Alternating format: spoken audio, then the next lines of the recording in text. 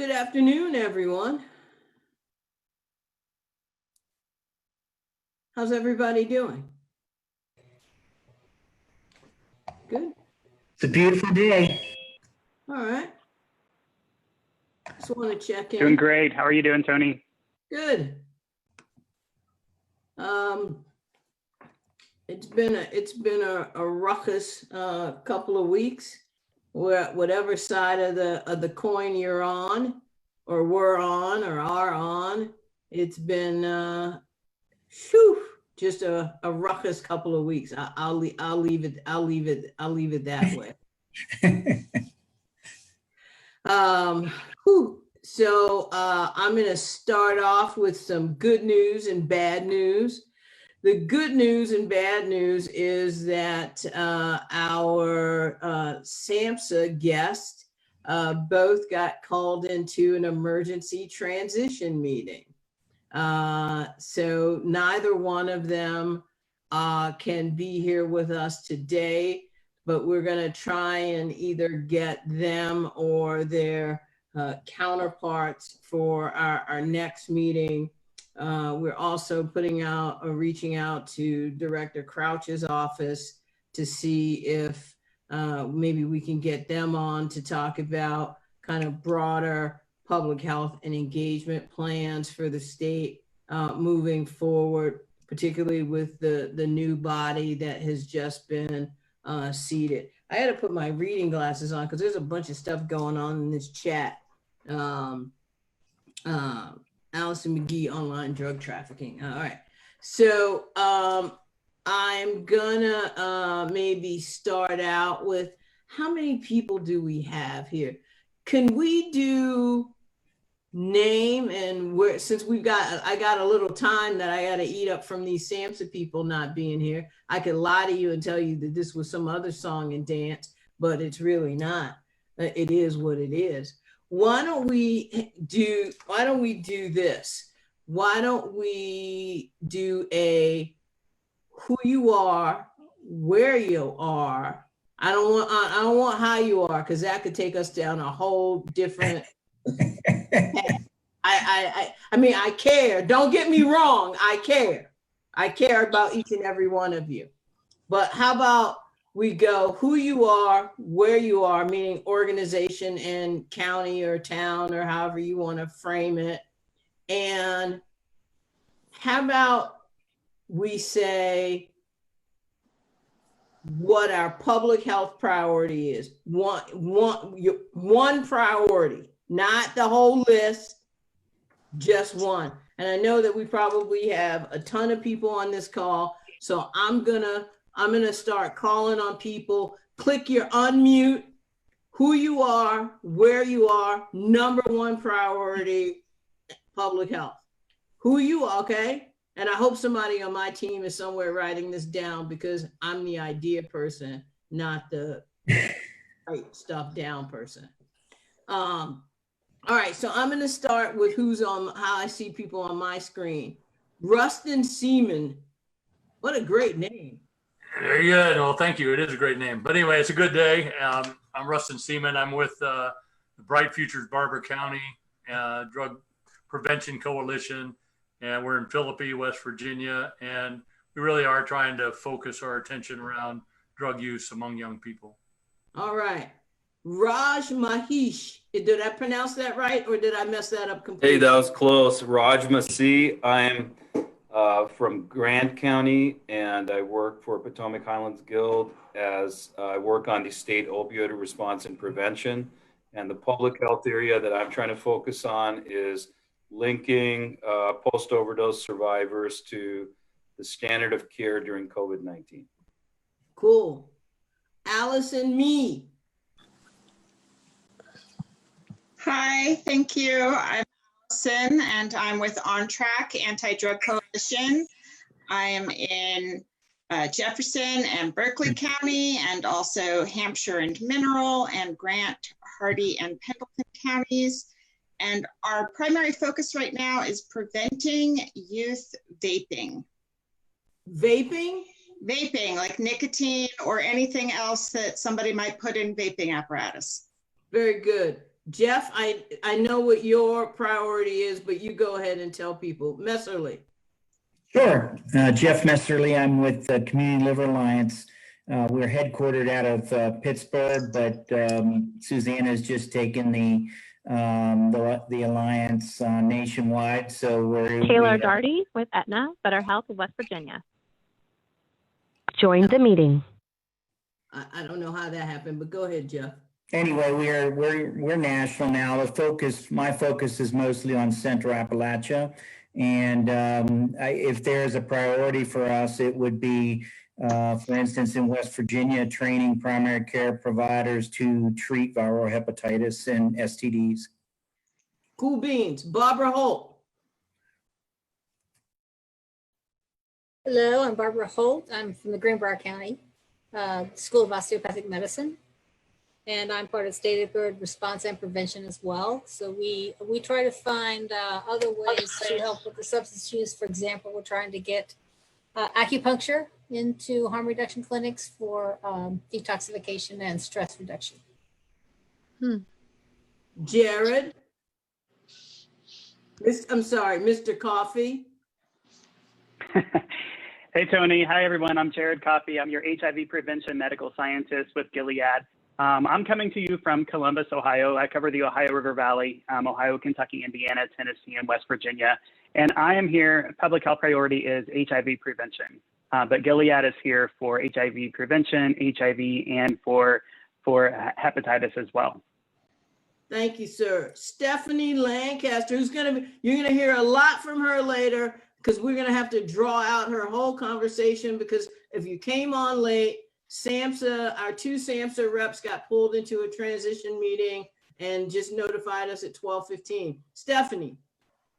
Hi, my name is Stephanie Lancaster. I'm with Emergent BioSolutions. We are the manufacturer and seller of Narcan nasal spray, coming to you from Franklin County, Ohio, where I'm seated permanently.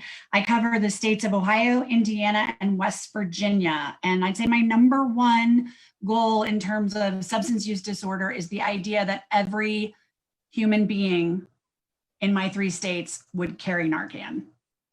All right, give me some. I'll put some in my pocket. Lawson. Hey, I'm Lawson with Appalachia Harm Reduction Coalition. We operate mostly in Southern West Virginia, but have been going to Charleston to help out folks there as well. I had my focus, but it changed with the last one. My public health focus is making sure people are alive. But I think that's kind of a low bar, even though we're not necessarily jumping over it. Right. Remember, no commentary, just give the issue, remember? Yeah, all right. Then we'll go with preventable deaths. How's that? All right, cool beans. I appreciate you. Lou Ann Kramer. Hi, Tony. Good afternoon. I'm Lou Ann Kramer. I'm with the Jefferson Berkeley Alliance on Substance Abuse Prevention. And our main focus, our coalition, is the collaborative of agencies. And we are there to provide resources for substance use prevention. Tiffany West, another one of our glorious speakers for this afternoon. Hello, thank you for the invitation, Tony. My name is Tiffany West. I'm with Gilead Sciences. I work in the FOCUS program, and our goal is to increase screening and linkage to care to every West Virginian. I think my goal, since I've been covering West Virginia, is to really improve health outcomes through screening and linkage to care. Perfect, thank you. Carolyn Kidd. Hey, Tony. Hello, everyone. My name is Carolyn Kidd, and I'm a clinical nurse educator with the Mid-Atlantic AIDS Education Training Center, West Virginia local performance site, and we are located in Morgantown, West Virginia. And we are charged with educating healthcare professionals in all 55 counties in West Virginia on HIV. And we are looking to increase HIV testing as well as PrEP uptake in community health centers in West Virginia. Cool beans. Lyra Rains. Hey, my name's Lyra Rains. I'm located in Morgantown, West Virginia. I use she, her pronouns. For the past 8 months or so, I've been working with a houseless community known as Diamond Village there. We've reversed over 100 overdoses in town, while folks have died everywhere else until recently, at least. When it was shut down, they hadn't died down there. Until recently, I was also an organizer with Our Future West Virginia. Now I'm still doing the same work, just doing it on my own. All right. And what's your priority what's your priority? My priority is keeping people alive. All right, well, you and Lawson should definitely get together. All right, I've got Charlene Ryan. Am I pronouncing that correctly?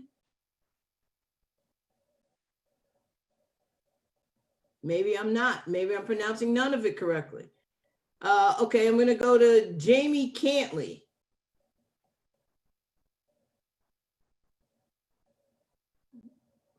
All right. Oh, I see one of my old friends, Carissa. You gonna introduce yourself?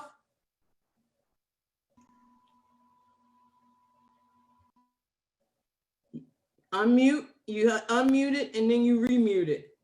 I can see this all on the internet. All right, Carissa went and came back. Adrian, I can't see if it's Simmons or Simons.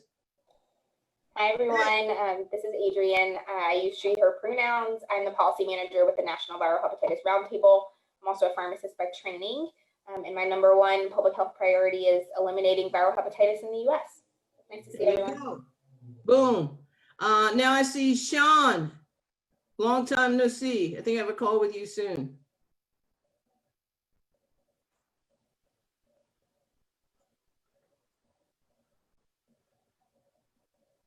Shawn, you unmuted, but we hear nothing.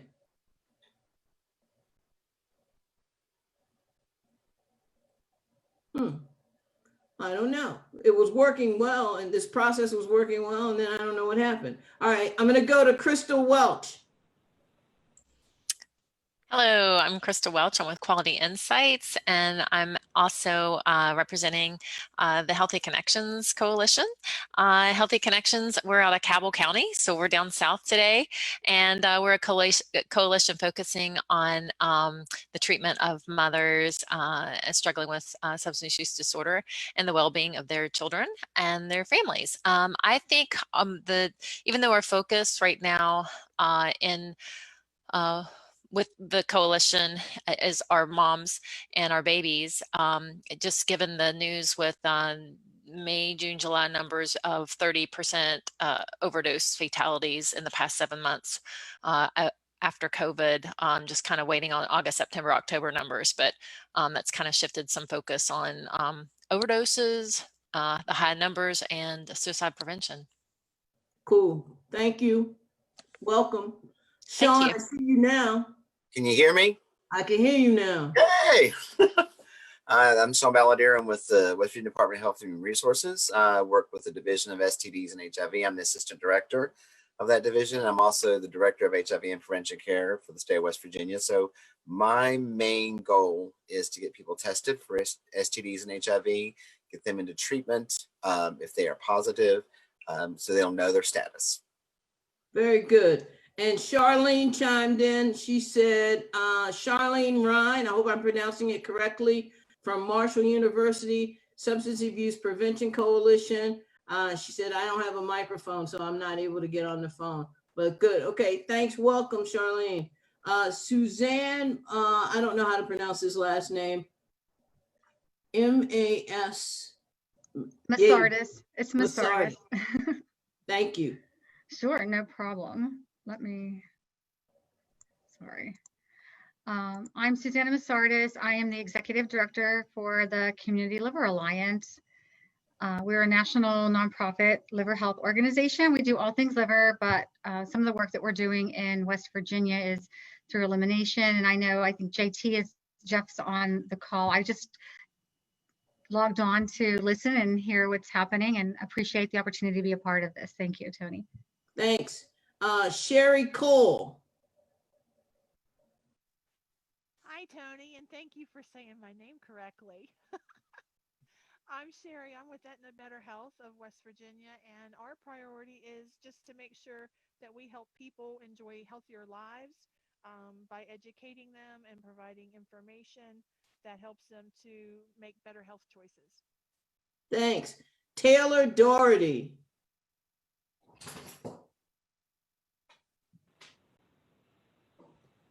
Hi, Tony. This is Taylor Darty with Aetna Better Health of West Virginia.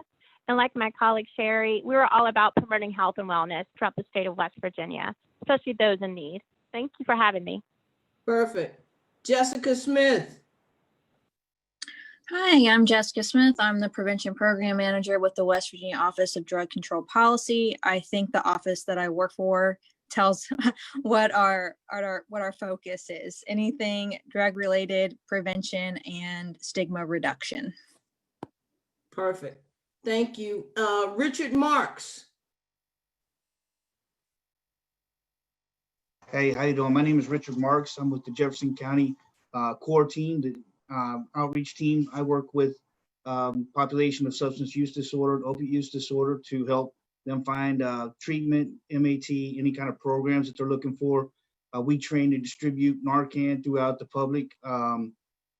We are reaching out with churches and communities to try to further reach out and help those that need, whether it be food resources, clothing resources, or counseling for loved ones and family members that don't have any counseling and they deal with addiction, or the family deals with addiction. So that's kind of what we do. Perfect. Candace Welsh. Hi, I am Candace Welsh, Peer Recovery Support Specialist with Potomac Highlands Guild in Mineral, Hampshire, Hardy, and Grant counties, and focus on substance use disorder. Cool beans. Was that Catherine Richards? Catherine Richardson. Richardson, yep. I'm also a peer recovery support specialist for the Potomac Highlands Guild in the same 5 counties. And my priority is to help people who are in recovery get to where they want to be. All right, perfect. And I got Sarah Barton. Hello, I'm Sarah Barton from Copeland Health Systems. We are a primary health care center and we have behavioral health, and our priority is to help individuals get substance use disorder treatment through their primary care center. Perfect. And now I saved my favorite name for last, Amy Snodgrass. Hi, Tony. I knew that was coming, so I'm prepared. I'm Amy Snodgrass, and I am in the Parkersburg area and am project director of a rural opioid response grant. And one of our main priorities for our 7 counties is to work with the quick response teams and making it more of a continuum of care approach. So more of a recovery approach, to where the peers work with connecting folks to treatment, but then once they leave treatment, to ensure that they are receiving appropriate care when they leave in the counties that they live. Perfect. And as I said, that is my favorite name, Amy Snodgrass. So as I articulated earlier, for people who got on the call late, our SAMHSA presenters both got called into a meeting on the transition.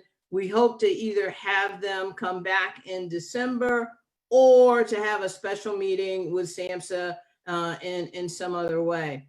So what that means is that we're going to start with why we are also doing a survey. Marcus, do you want to talk about the technical assistance survey that we're going to be putting out? Absolutely, Tony. My name is Marcus Hopkins. I am the policy director for the Community Education Group, and I am currently running several different video streams of this. So showing my face would show me panicking. The things aren't working right. So we are going to be releasing in the coming month a training and technical assistance survey that will go out to all members of the West Virginia Statewide Stakeholder Coalition, as well as members of the Rural Health Service Providers Network. The Rural Health Service Providers Network is our new national organization, and I'll tell you a little bit more about that in just a moment. But the survey will go live around November 23rd, towards the end of this month, beginning of December. And what we're trying to find out is, in terms of public health, what do your organizations need? We want to know, what you know about HIV, viral hepatitis, substance use disorders, and even beyond that. What training assistance do you need? Do you need capacity building? Do you need assistance with to learn how to fill out grant applications? Do you need information about clinical trials or treatment access? So that's what we're trying to find out through this survey, and we will keep this running through the end of December. And that will help to build our calendars for both the RHSPN and the Community Education Group, West Virginia Statewide Stakeholder Coalition going forward.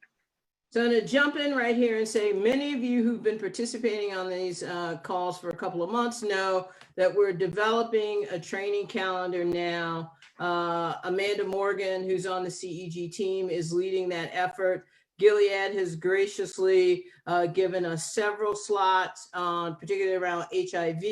We've reached out to Stephanie, who you'll hear from in a bit, about naloxone training, online availability of naloxone training, naloxone delivery. We're talking to other pharma companies. We hope to get in touch, if Amanda hasn't already done, with the AIDS Education Training Center. Where can we populate this calendar with existing trainings that they may have?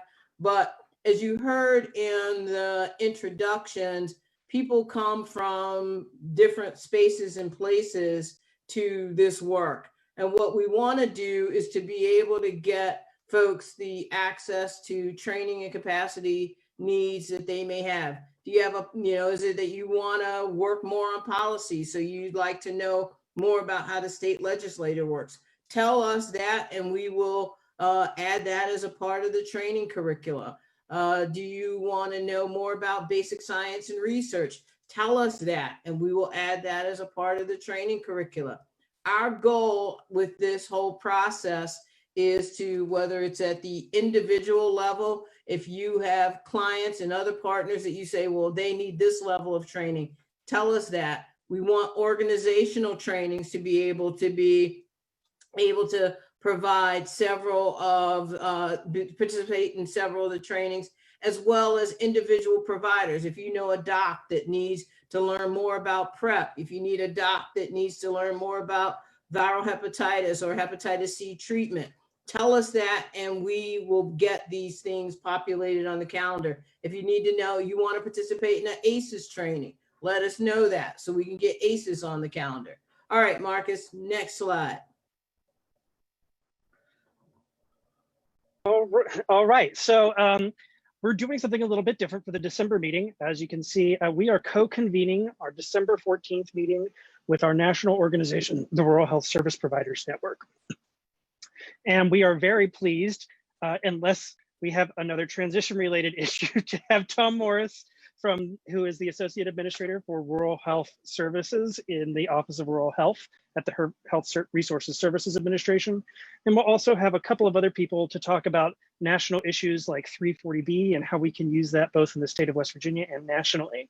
So this is a great opportunity for West Virginia organizations to get to know some of the organizations in states that surround us and across the country to see what they're doing. And when we send out this PDF, you'll be able to register directly for that meeting. And just know that anytime that you've signed up for the West Virginia Statewide Stakeholder Coalition, it automatically registers you for every meeting. So you don't have to do it over and over. And then I am done on my end. Oh, hi. Right. Apparently. So, and again, so, Community Education Group does work in DC, West Virginia, and does other work. So we are, in fact, a national organization. We came together with True Evolution, Gabe Maldonado's group out in California in response to COVID to develop the Rural Health Service Providers Network. One of the things you may have seen in the past is out of Tom's office, this new memo that came out of HRSA saying that you can either be a rural community, a rural serving community, or a rural adjacent community to apply for money out of Join the meeting. Rural health policy. And that was one of the pieces of work that we did under the Rural Health Service Provider Network.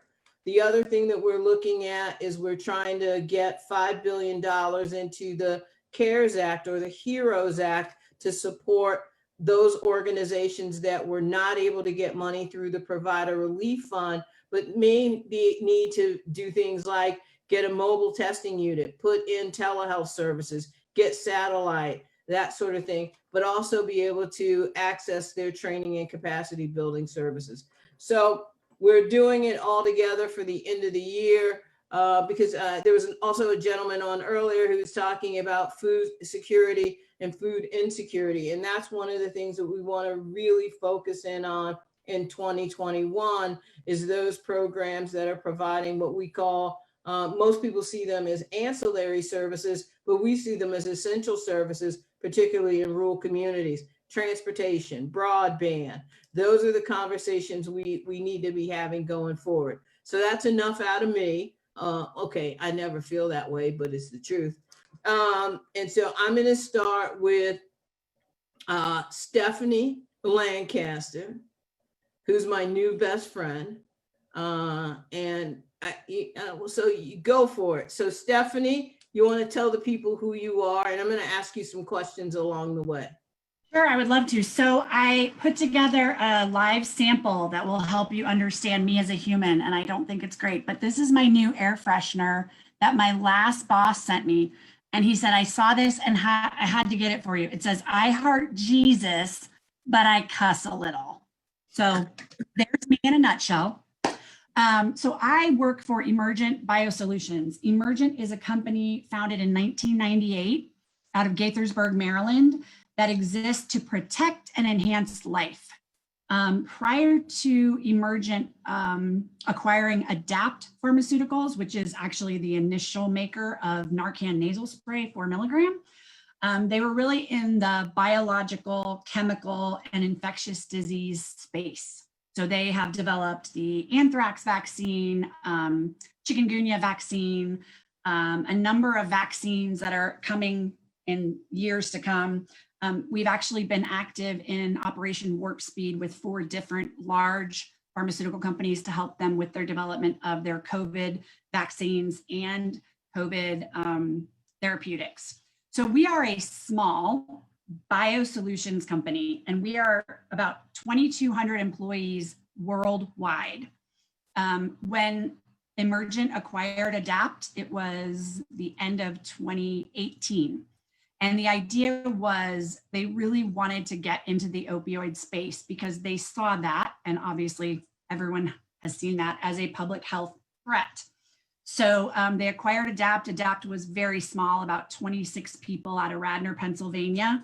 And there were at that time 6 people who did what I do for the whole United States. Emergent said maybe 6 is not enough. So they made us 12.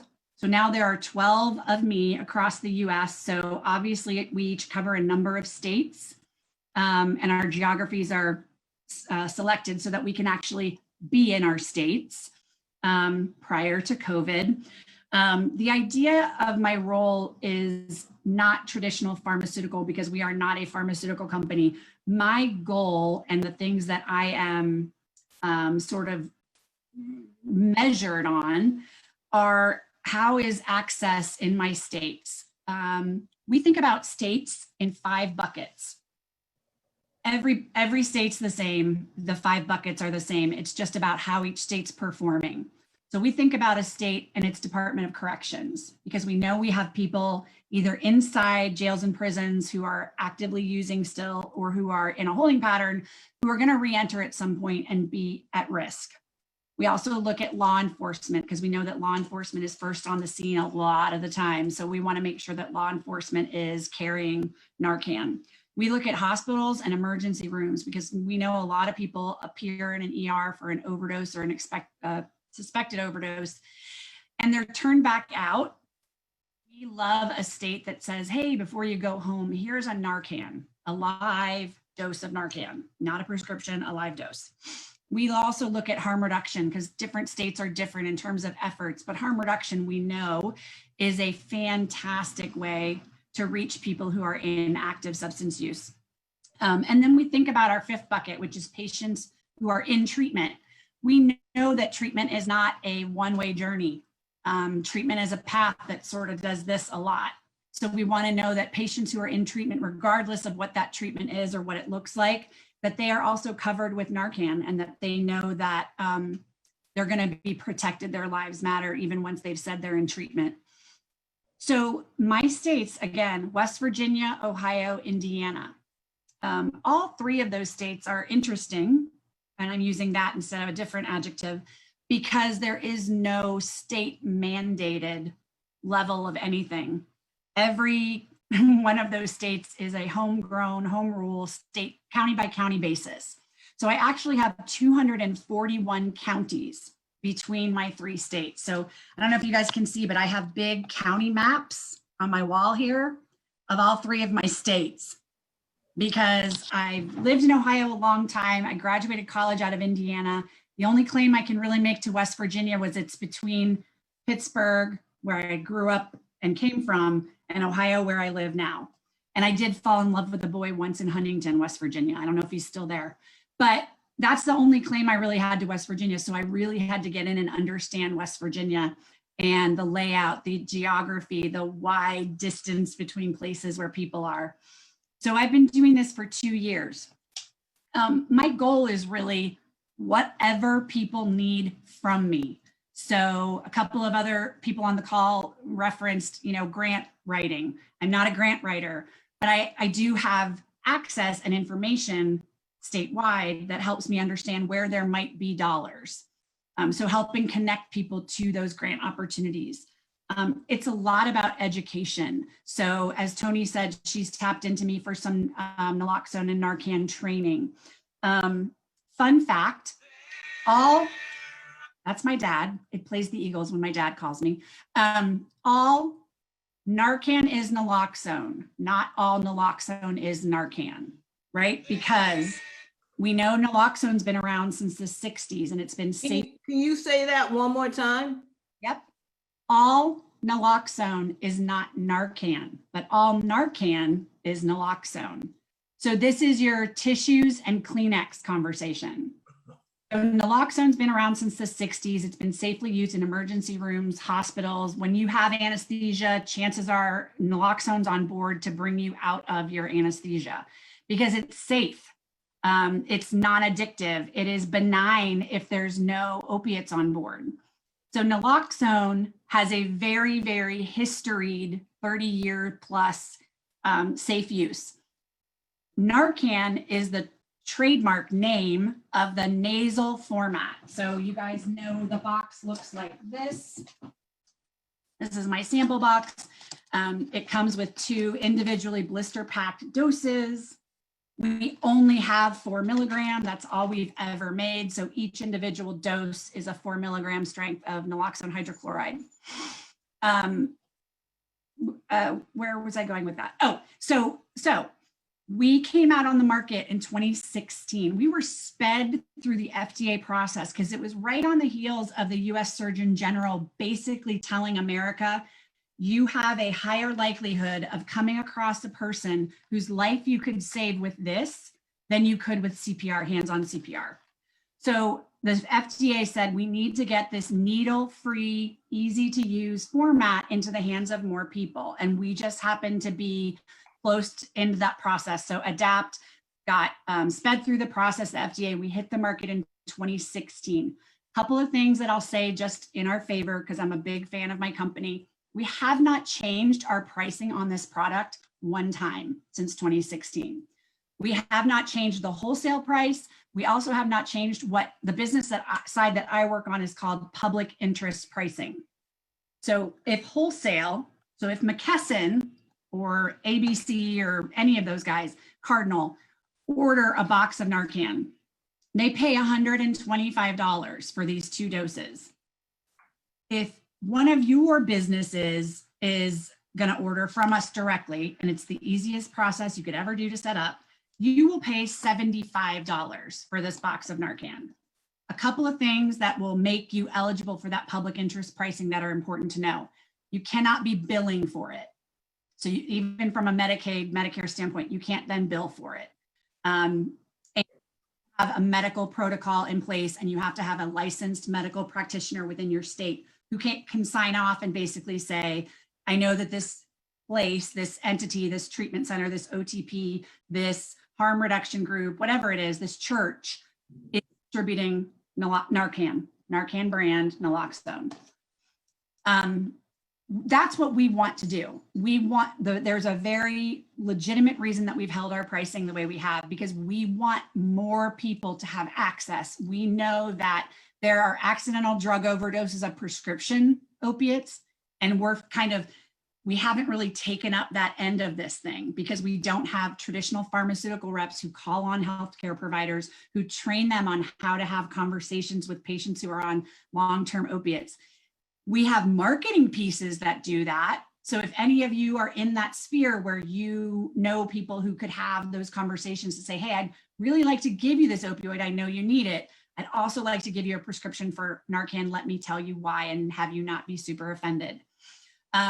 We don't call on pharmacists, which I wish I could, because I would have so many fantastic conversations and bust so much stigma, because I've got 3 states, there's 49 of them in total, that have state standing orders where people can request from their pharmacist Narcan and get it.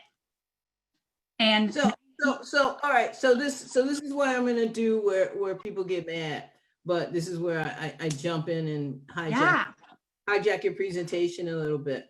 So because we're getting ready to get into some leads, and before we get all the way down there, I want to first ask a couple of questions.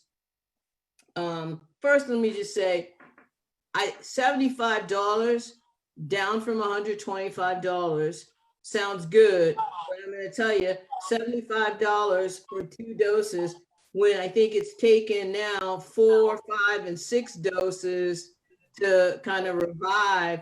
That's, a lot for nonprofits. And I think that, I know I saw that Lawson turned off his mic. He's about to have a little baby calf or cow or something. I know, because I saw him turn his mic off and sit up in his chair.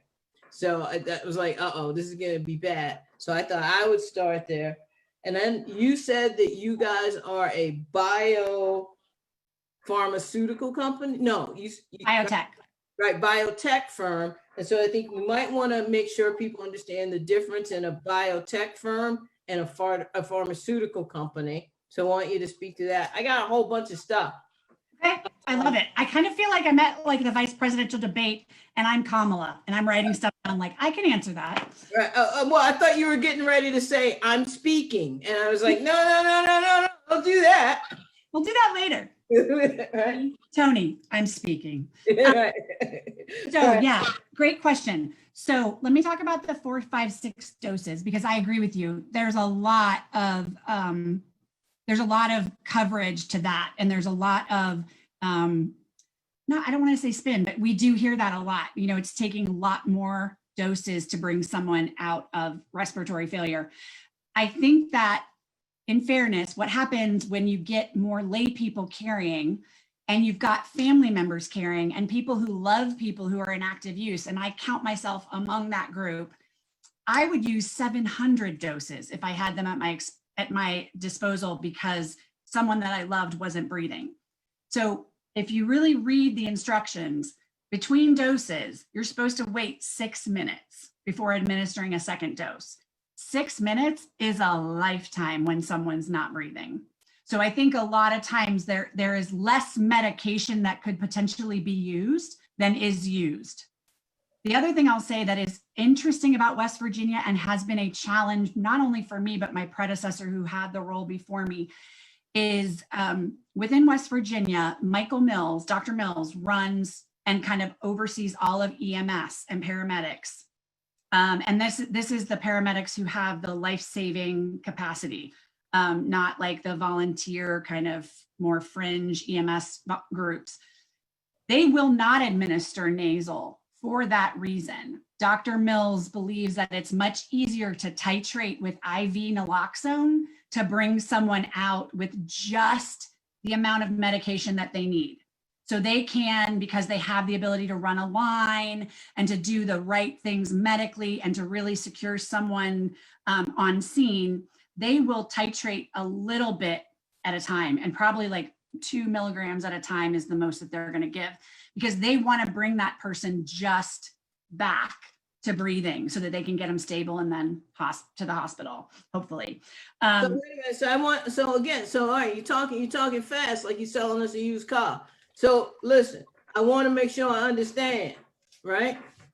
So you're saying, yes, you're probably right. People are using multiple doses. Absolutely. Sometimes they don't probably need it, but because you're in crisis and trauma, you're like, hey, let me give them another dose because I want this person to wake up, and I'm not trying to go to jail with this overdose on my hands. But right? But then you're saying, hopefully they're not thinking about the overdose on their hands part, because you have a lot of laws in West Virginia that cover that with limitation. Okay. So I hope that that's not something that's stigmatizing them still. But so we're going to get to those laws. We're going to get to those laws in a minute. The other thing, you say that Dr. Mills is, you use the big fancy word from your fancy, probably IU or whatever degree, that said titrate. And what does that means? Give somebody an intravenous drip a little bit at a time. Exactly. Or is it that they're getting an injection a little bit at a time? What does that mean? They're probably running a line. So they're probably getting a line in someone, in a vein, just a vein, not a bone or anything or muscle. They're getting a line in a vein, and they're giving like an IV, like a saline with naloxone hydrochloride, and they're giving probably a push at 2 milligrams at a time. Remember, ours is 4 milligram right off the bat. So his idea is that's slower to bring them to consciousness. There's less risk of, if you read the fine print of our prescribing information, it's all dependent on what's in the body of the person who's overdosed. So if I've got opiates in my body and I've overdosed because my mu receptors, enough of my mu receptors in my brain have opiates on them, basically all that's happening is my body stops breathing. That's all that happens. So what naloxone does is because it goes in fast and it's vein or nasal's even faster, it knocks those mu receptors free of opiate. Enough of them get knocked free that the body goes, oh, I'm supposed to be breathing. And that's that Lazarus effect of like someone goes from their chest is still to their chest is moving and they're breathing again. That's it. That's all that medication's doing. Remember, we built this product around opioids. This is an opioid antidote. We weren't prepared, or maybe we weren't building the product for the prevalence of fentanyl, which is 50 times more potent, or carfentanil, which is 100 times more potent. So again, as we're starting to see and hear that there is fentanyl mixed in because of just sloppy practice of cutting drugs on a same surface, or the intention potentially of putting fentanyl in on purpose, we know that would highly probability. I can't believe he just walked in the house. All right, so Stephanie's on. Go ahead, Stephanie, because the comment box is lighting up for you. The comment box is lighting up for you. So while Cujo finishes its eating of whatever animal it's eating in your house, I'm gonna give you some of the comments. All right, so here's the big one, and I knew I went with it first because I knew it was going to come up first. I'm ready. And it says, so it's great that your prices haven't raised since 2016, but a dose of naloxone costs around a nickel or a dollar buying it from wholesale. A nasal actuator costs 15 to 20. So there's $100 of pad is basically what they're saying. And then again, I think I want to let Lawson ask whatever the question is that's burning in his soul before he jumps through my computer screen. Lawson, your question? Just some clarifying points. I think she did a great job of talking about folks panicking with doing multiple doses. I think as health educators, it's a place for us to step in and talk to them about it. When we talked a little bit about titration, that becomes a whole lot easier with intramuscular naloxone, which is the injectable version. We're not trying to hit a vein, we're trying to hit a muscle. And we've been teaching that as well. You know, if you only have to use half a vial, half a vial. And the other thing is, I want to defend her to some degree. This is her job, and I know we're beating her up about pricing, and I think to some degree it's fair. I think one of the things we need to address, or I would like for folks to address, is the stigma involved in intramuscular naloxone. It's, you know, as soon as they know that it requires syringes, all of a sudden everybody's out. And everybody thinks Narcan.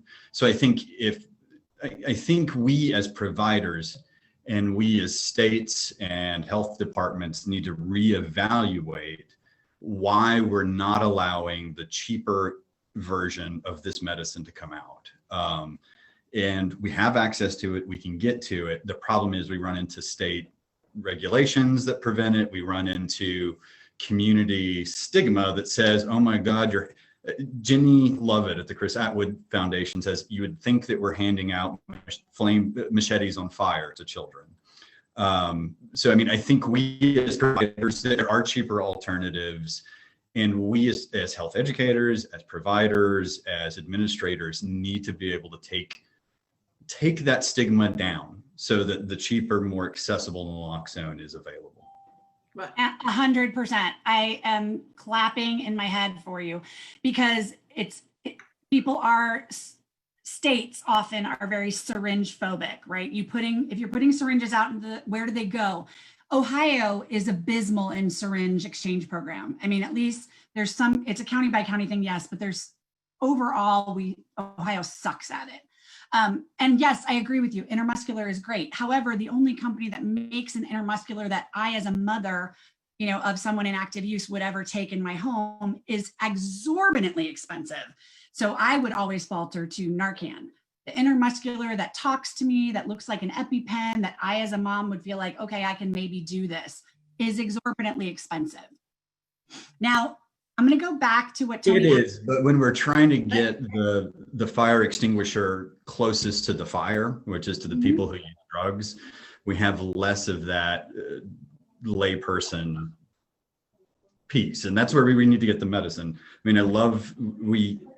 I think they're heartwarming headlines about a bystander reversing an overdose, but 80 to 90% of the reversals that happen in this country are from people who use drugs and who have the experience with that. So if we're serious, if we're worried about price and we're serious about getting the medicine into the community, we as providers have to fight that stigma so that we can get those in there.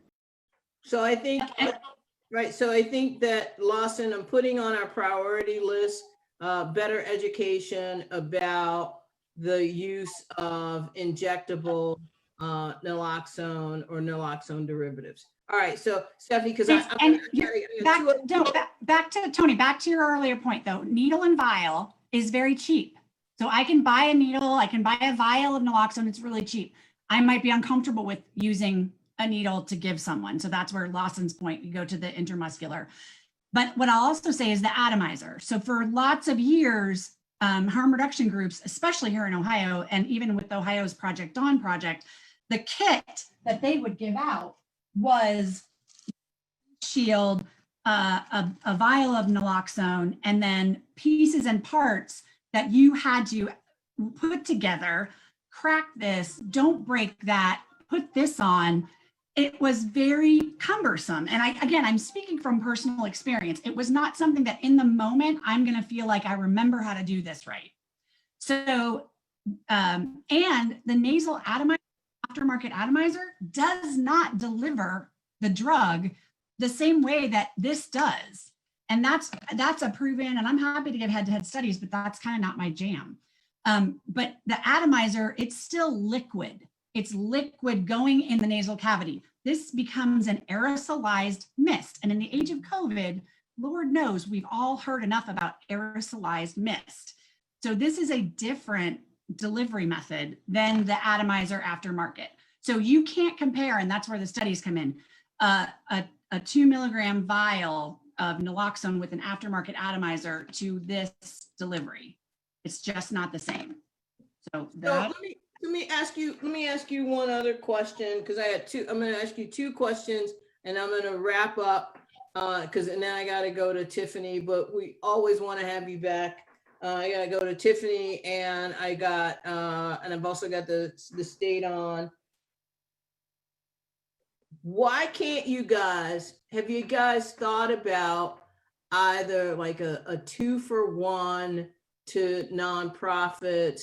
Have you thought about partnering with nonprofits on the ground about this education piece? And then the last question, and I'm going to let you wrap up with those questions, and nobody's going to interrupt you, even me. What's that boy's name in West Virginia? I'm sure we could find him. I don't think I want to find him. I mean, it was like, okay. No, God, it was a long time ago.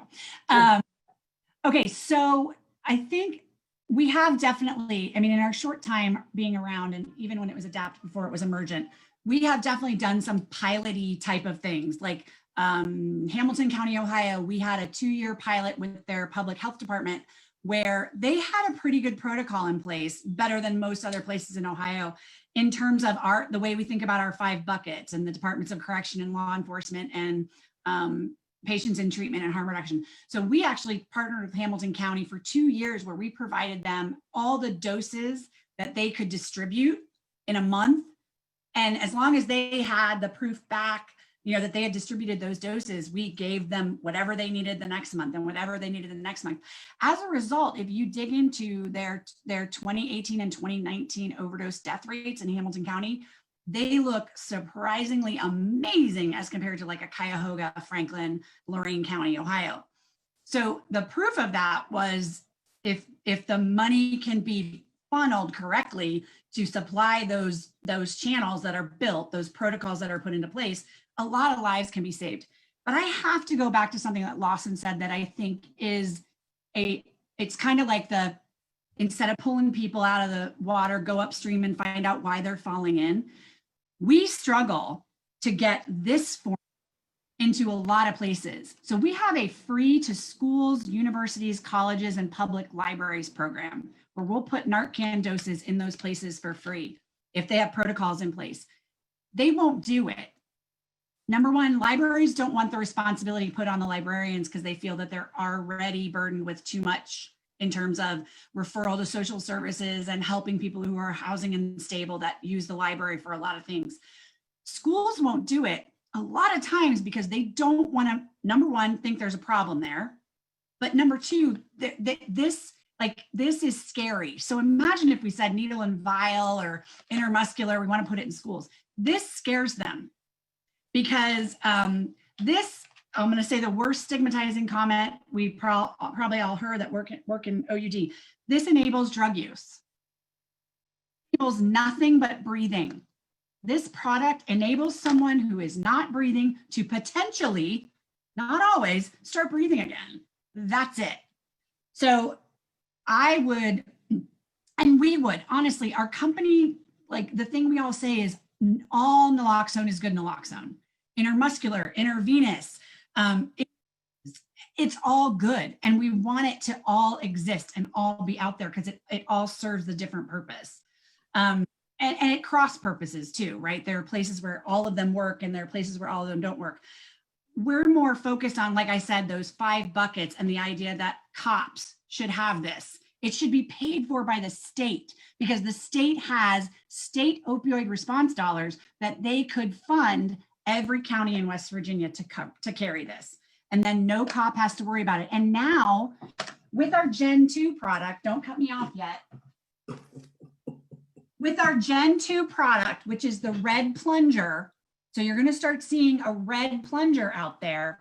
We now know that this product and the medicine inside it is stable at a different temperature extreme than we could really test for this one Because again, rushed through the FDA, we didn't get to do all the testing we wanted to do on this. So this red plunger, this can go in 10 excursions outside of the temperature range and stay stable and effective and completely efficacious in a patient.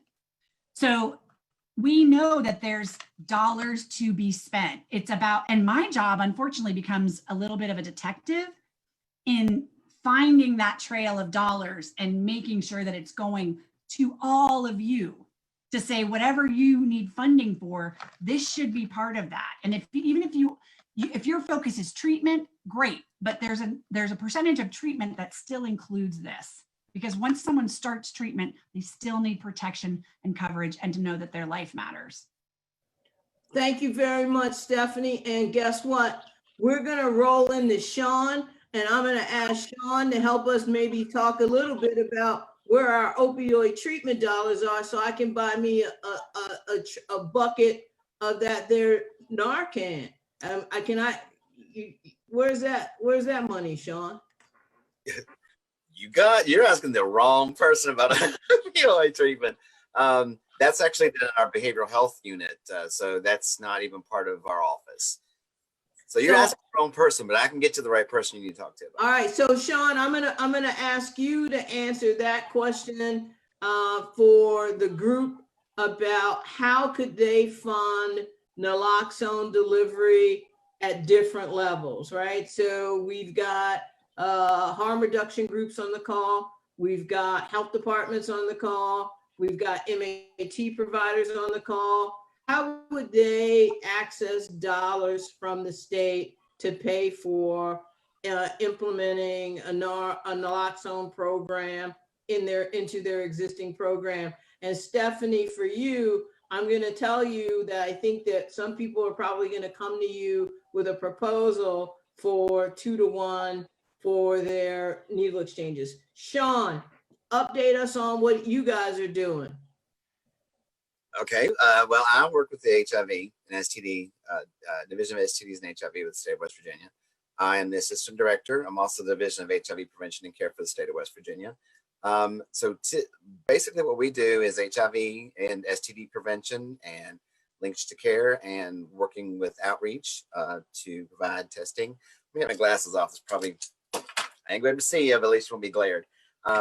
So we typically work across the state of West Virginia with HIV prevention and HIV testing, HIV outreach, education, training, provided to anyone who needs it. So we basically, one of the biggest things we do, and it's been a little hard since COVID hit, is provide HIV outreach testing in communities across the state of West Virginia. Usually we target those populations. As we know, things have changed.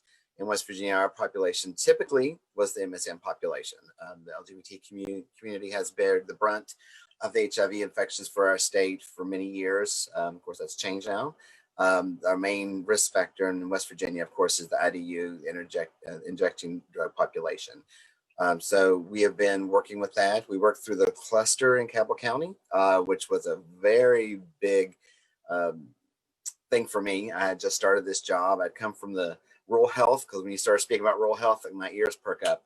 I was the assistant director and the interim director for the state office of rural health for the state of West Virginia for years. I worked for them for 17 years. So I came into this position, was here like 4 months when the cluster hit in Cabell County.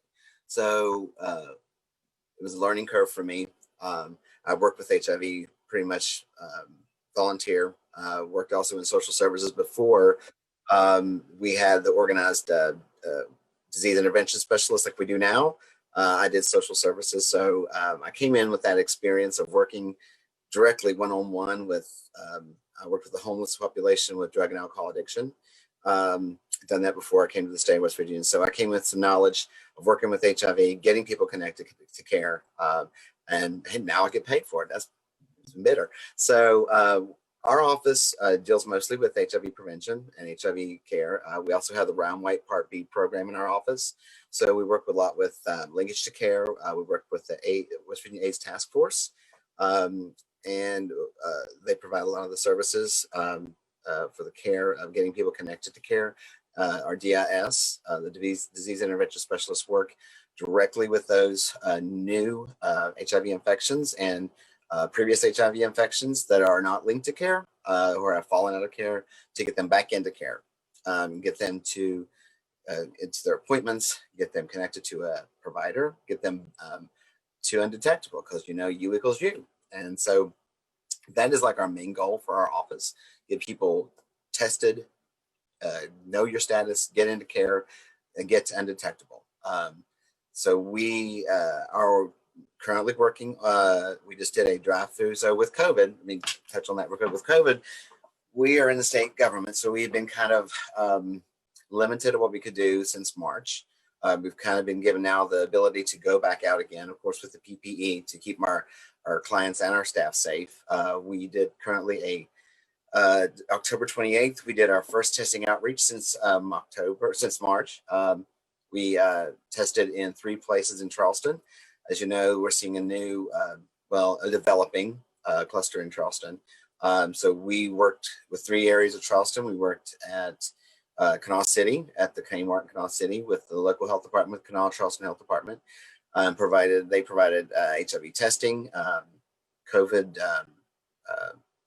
testing, and flu shots in Kanawha City on October 28th. We worked with the Round Part C clinic and did HIV testing and outreach at the Unitarian Universalist Church on the Boulevard. And then another one, we worked with Health Right in Charleston, and they did an HIV testing outreach on their parking lot. We overall tested 102 people. We found 3 new positives, got them directly linked to care, got them directly into care and starting their treatment. So that's really important when we're doing these, to make sure when we get new positives, to get them linked in directly, get them to a provider, working with the Part C clinics, the Part A and B clinics, to get those people connected directly to care, and get them into treatment as soon as possible to get them undetectable. So, Shawn, I'm going to jump in. I'm going to jump in right there, and so now it's your turn. So Shawn, so these clusters. So some of the people on this call are more substance use disorder people, and maybe hepatitis people. So HIV may not be their primary focus. And I think that for CEG, our goal is to deconstruct the silo which exists between Hep C or viral hepatitis, HIV, and substance use disorder. So you keep using this word and you say a cluster. What does that mean in real terms about HIV in the state of West Virginia? And then my secondary question for you, what's the statewide testing plan? Because we keep seeing or hearing about clusters and seeing clusters, but maybe if we had an overall testing plan, a testing strategy, maybe it's bigger than we know. Maybe it's not as bad as I think it is. Help me talk about these clusters so that everybody can understand them. And then the third piece of that is, maybe can you talk about the role of your community health centers, your MAT providers, your homeless places? What role can they play in HIV testing, prevention, and linkage to care? Well, at first, a cluster is, we have to use the CDC definition of what a cluster is. It's a basis of a group of new HIV infections in an area, which is not quite an outbreak, which is lower than like 10 to 15 to 20 new HIV infections. So those we reach out in those, because I'm about prevention. I'm about trying to make it not happen. So a lot recently, because of the change, we have been more reactory than preventive, which kind of frustrates me. So we have been reaching out to those communities and providing training to the, if you want to talk about at the local levels, we've been providing training to the community-based organizations who can also go out and do testing, helping organizations find ways to get their CLIA, which is their certified laboratory certification, because rapid HIV testing is considered non-clinical outreach testing, so they can actually provide the testing themselves. So we provide the training for them to get their CLIA. We provide training to their staff to do the HIV testing and counseling in all the communities, and that's open to anyone statewide. So we work with all those community-based organizations. We did it in Cabell, we've done it in Charleston, we're doing it to all the communities that are requesting or that we've reached out to that have new HIV infections, or we see it. Also syphilis.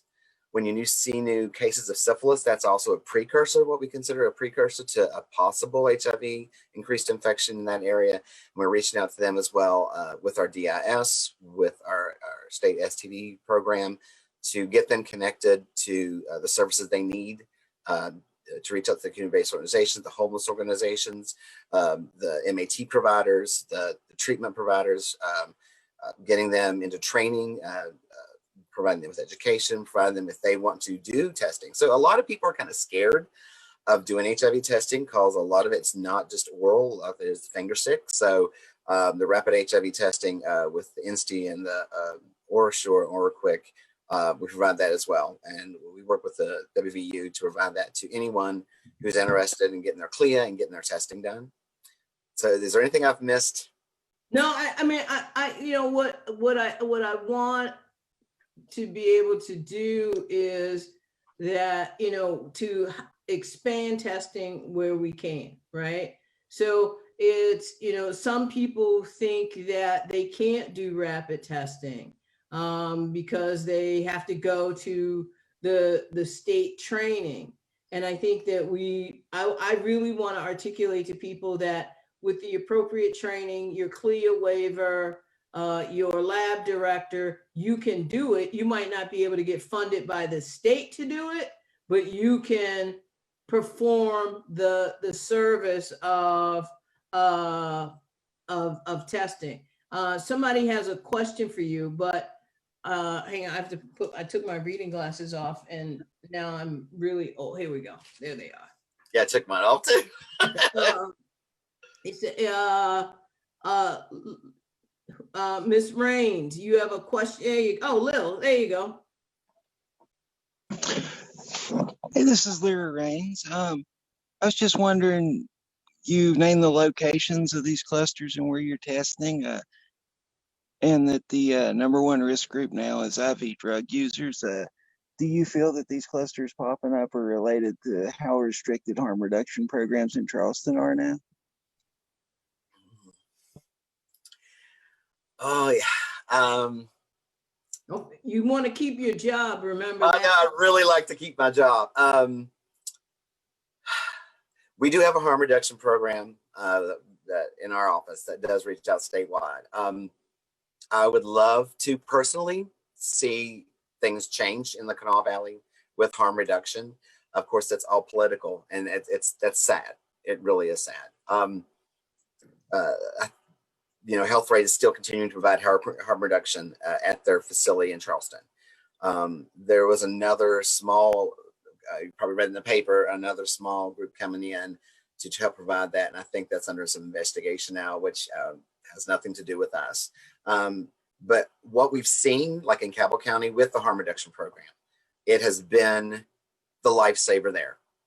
I think we would have seen higher HIV infections in Cabell County if it wasn't for the harm reduction program there at the local health department and their outreach to the community, and they're working straight with the community to provide those and provide testing and provide outreach and provide linkage to care. I'm working with Dr. Willingberg, the lead infectious disease physician there at Marshall Health.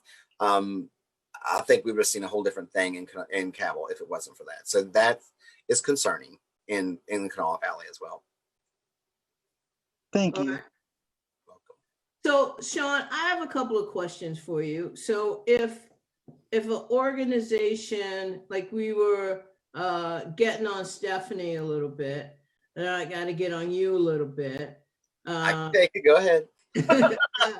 So if organizations want to roll out a rapid testing program, what, supplies or support can they get out of your office? What can, if I call your office, other than just bothering you saying I want to ending the epidemic plan, what can people call your office and get?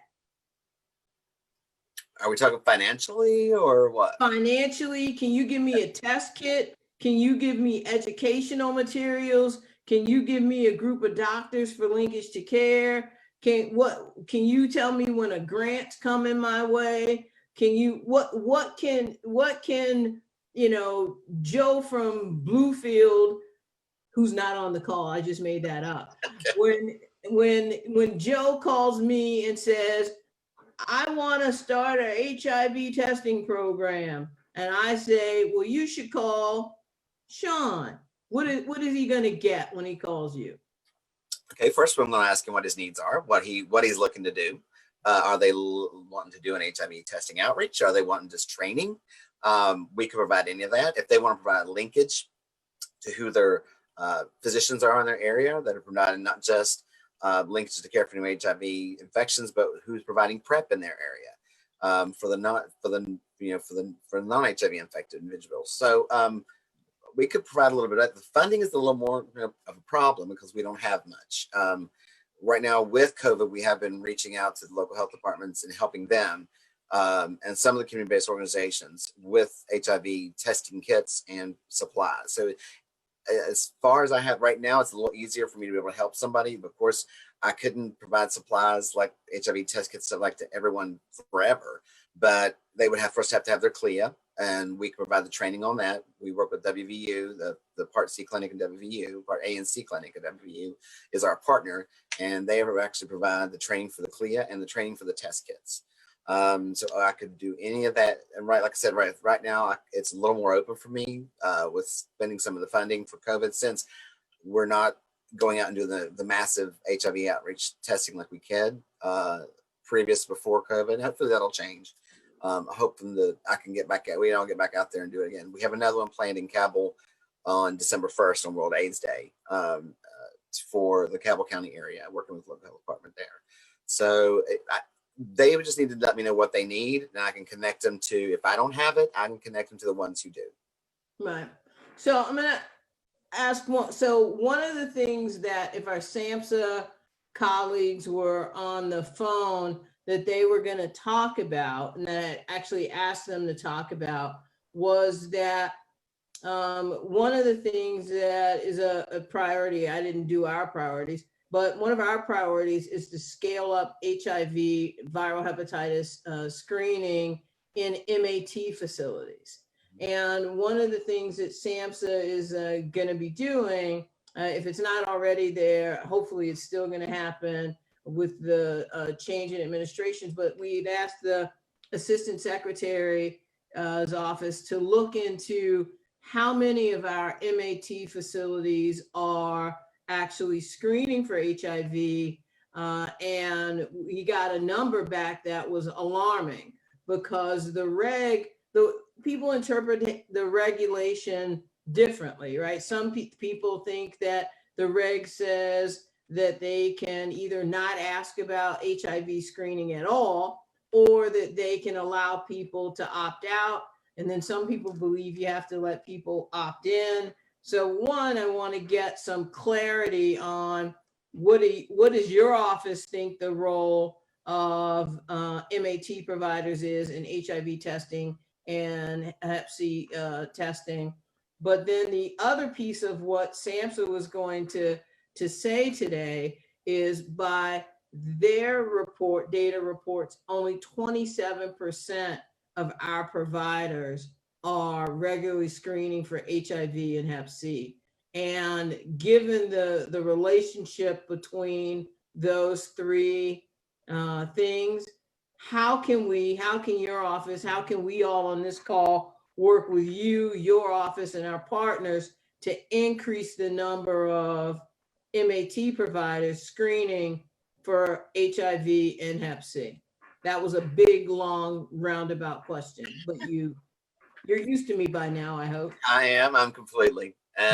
We would love to see that happen. We would love to see that the treatment centers providing treatment and as far as HIV testing, HIV outreach, hepatitis, and syphilis, gonorrhea, and chlamydia testing. Or well, I think typically what they're doing is, if they have a concern, I think a lot of times they're not even asking their clientele if they have concerns with HIV, STDs, hepatitis, anything like that. I would like to see that happen. I'd like to see that more as part of their intake.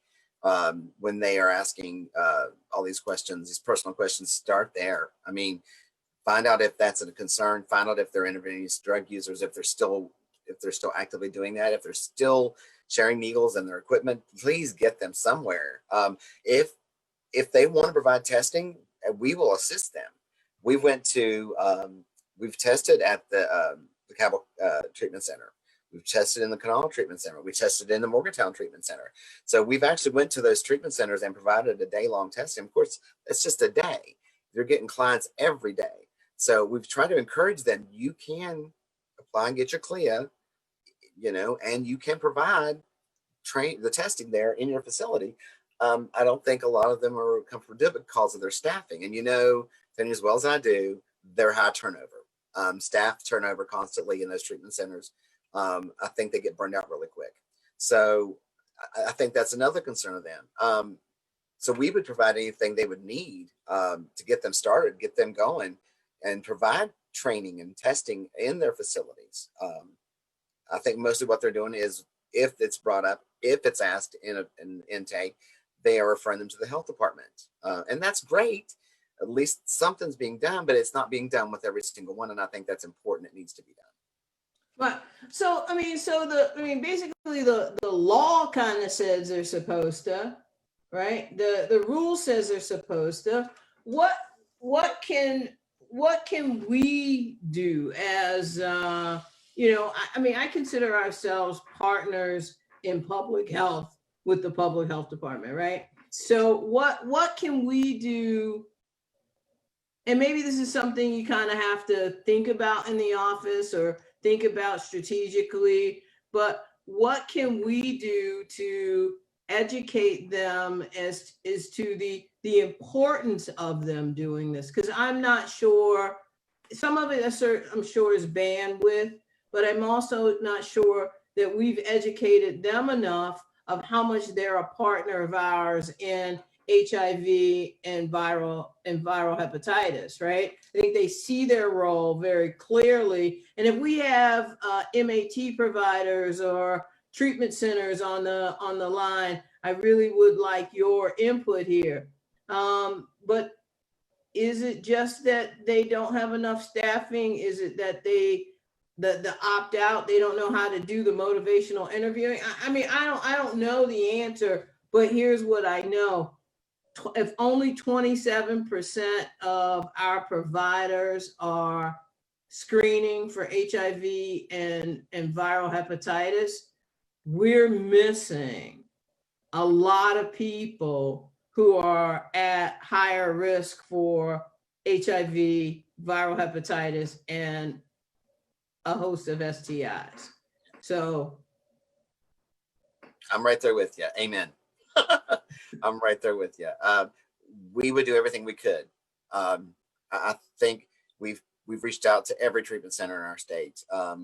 We didn't hear back from any of them, except for the ones that we had already done testing outreaches in. And we provided them with more education. We linked them to where they could get the training to be able to do the testing there, to be able to provide linkage to care if they have someone positive. We provided them with the counseling. So we told them what all we could do, what all we would help them to do, what all we could help them with. And we got that "I'll get back to you" thing. And guess what? No one got back to us. So, right. It's like the old thing, you can lead a horse to water, but you can't make him drink. Right. I'd love to be able to make them drink, but there's just so much, there's only so far we can go. We can't force them to. So that's in the law. There should be doing it. We can't make them. It's not my role with the states to make sure they're doing that, except I can be there to help them lead them in the direction they need, provide them what they need to get started, and get them testing and get them providing linkages to care and providing with all the tools and the resources they need to be able to do that in their facilities. Because that is where we're seeing this big paradigm shift in West Virginia for the past 2 years.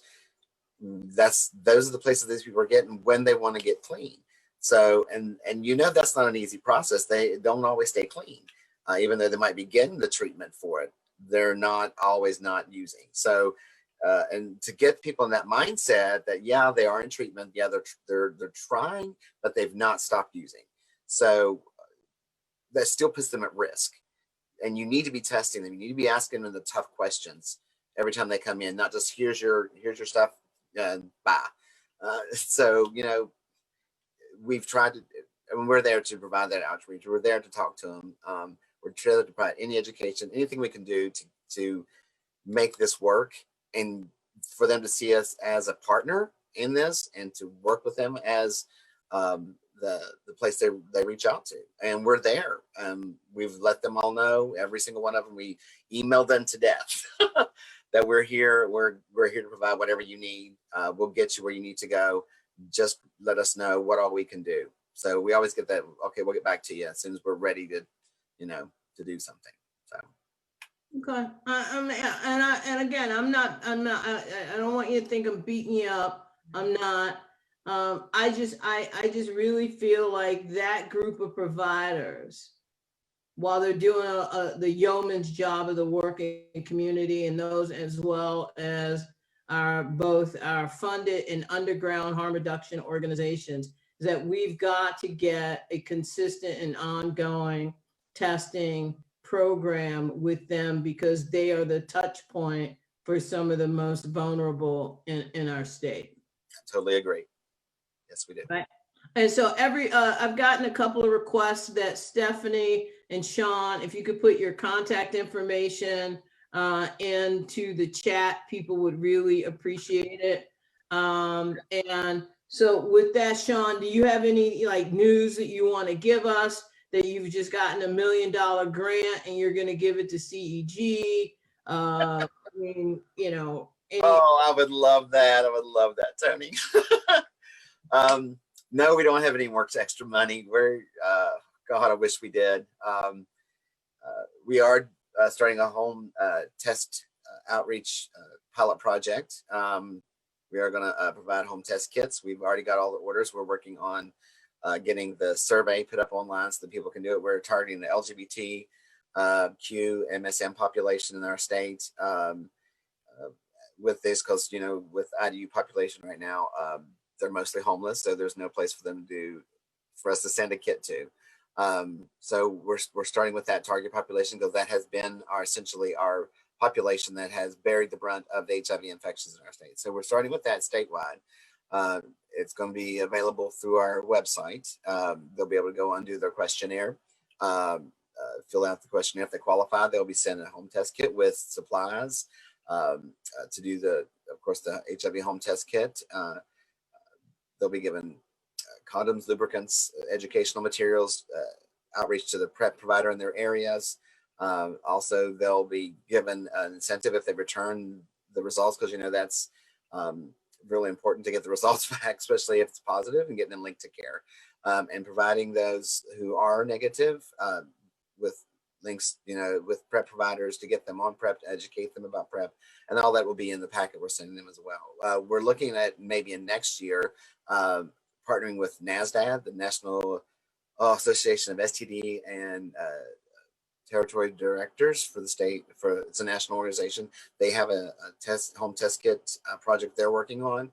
We're partnering, I think, with them possibly, and it's going to be it's a 14-state right now collaboration. And it's the same thing we're doing, but on a national scale, working with the social media, social dating apps to get the word out about HIV testing, to get them home test kits. They can apply right through Grindr and Scruff and all those places, and connect them right to getting an HIV home test kit. So that's one of the projects we'll be working with come the new year with NASDAD.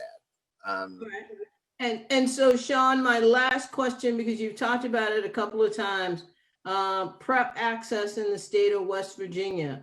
How does somebody who wants to access PrEP in the state of West Virginia access PrEP?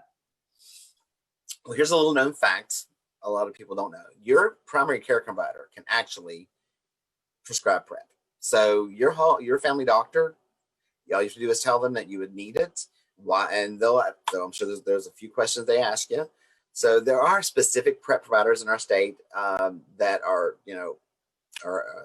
advertising they are PrEP providers, but a lot of people don't know that you can actually ask your GP for PrEP, and they can prescribe it for you, just like they would anything else, any other medication. So get the word out. Your GP can give you PrEP. All right. Do you think that we should be getting these MAT providers on board with PrEP? Almost definitely.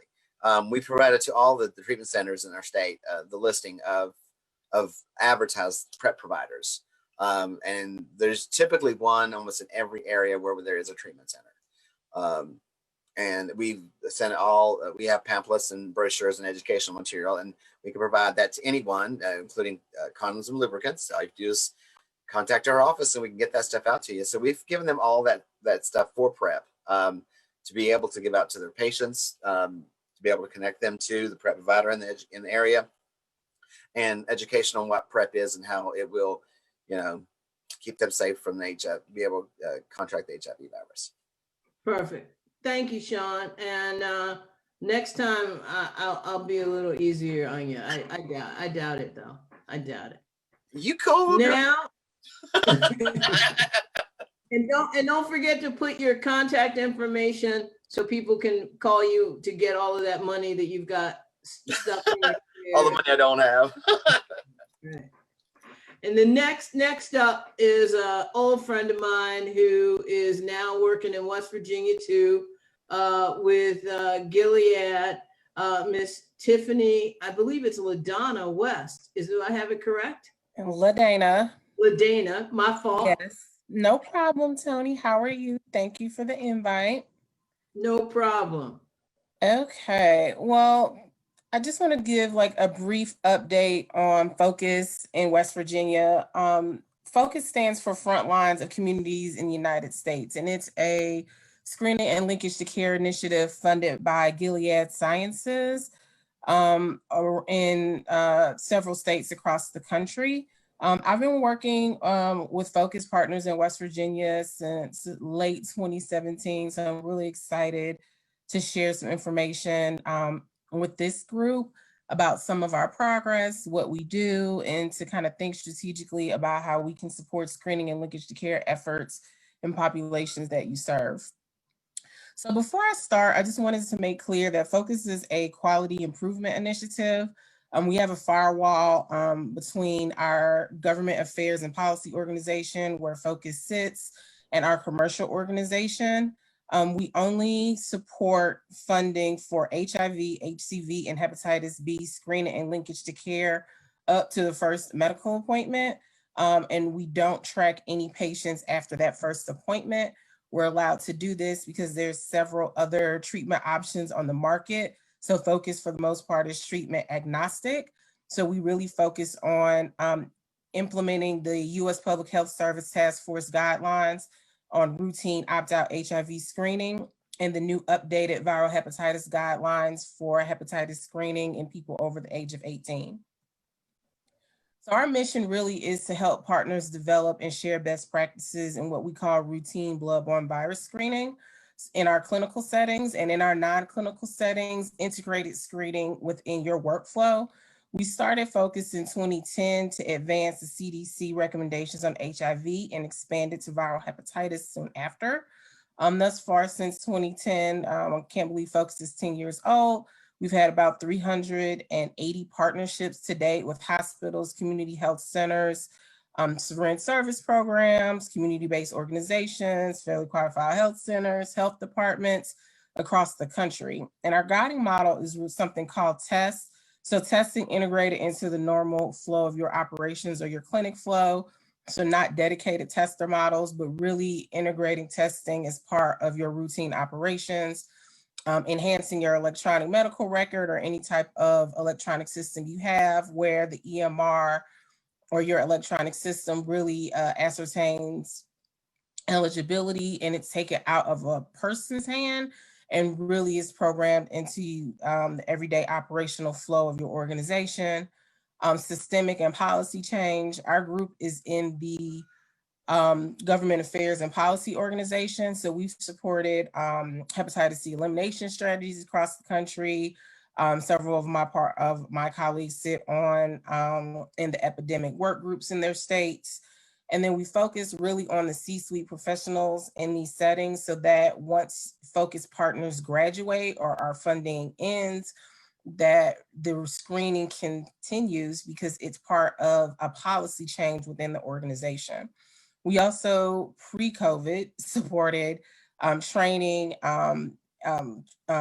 travel, feedback, and really continuous quality improvement is the foundation of our partnership, and that we believe in the bilateral exchange with our partners. We're not dictating operational how people implement screening, but we really use continuous quality improvement because we want to learn from organizations the best models for implementing screening within their organizations and then disseminate that model broadly. So we really believe in the iterative process and agility in how our partnerships are developed.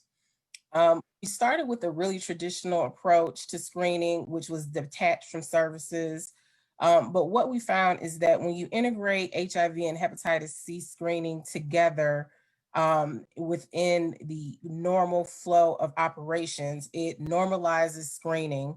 It becomes consistent as part of the operations of organization. And it really facilitates broad adoption of screening among the staff as well as the patients. So we really emphasize opt-out screening with all of our partnerships. And the difference between opt-in and opt-out is really, do you want an HIV test today is an opt-in model where people usually say, no, I'm okay, I don't need one. Where opt-out screening really focuses on, these are the services that we're providing. And that includes an HIV and a viral hepatitis test. That really small change in language is the difference between a rate of acceptance of 40% for opt-in to about 85% for opt-out. So throughout the process of the partnership, we really emphasize in the staff training, the adoption of the policy, the continuous quality improvement within the organization to ensure that this is a part of the complement of services that are offered either at triage. So you're destigmatizing testing when you triage people in with the blood pressure, you get on the scale and you tell them we're providing a complement of screening services today, which include HIV and viral hepatitis. And most people accept. So this is just a timeline of our focus program from 2010. I won't go through all of the highlights, but I did want to say that we're very proud of what we've accomplished in the last 10 years. We've supported about 7.2 million HIV tests in the United States, and we're the largest hepatitis C screening program in the country by supporting about 4.4 million hepatitis C tests in states across the country and about 361,000 hepatitis B tests in 94 cities and counties across the country. So we provide more resources for hepatitis C screening than the Centers for Disease Control and Prevention. We focus on clinical sites. When we started to really expand from our initial urban areas in 2010 to our new sites in 2017, which included West Virginia, Kentucky, Ohio, we really knew we needed to address the opioid epidemic in this country, which was driving up hepatitis C rates across the United States. So currently we have about 25 partnerships in Appalachia, the rural South and the Southwest with 240 potential screening sites. A potential screening site could be, I have a large health system.